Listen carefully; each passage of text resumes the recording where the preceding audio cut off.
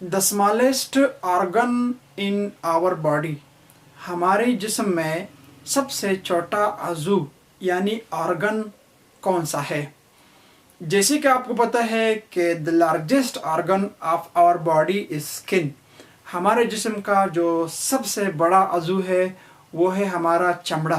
ٹھیک ہے، وہ ہے ہمارا چمڑا. اور اسی طرح آج کا جو سوال ہے وہ ہے کہ ہمارے جسم کا بڑا عضو تو ہمیں معلوم ہے، لیکن سب سے چھوٹا عضو ہے وہ ہمارے جسم کا کون سا ہے؟ وہ چھوٹا عضو ہے، اس کا نام ہے پینیل گلینڈ. پینیل گلینڈ جو کہاں پر پایا جاتا ہے؟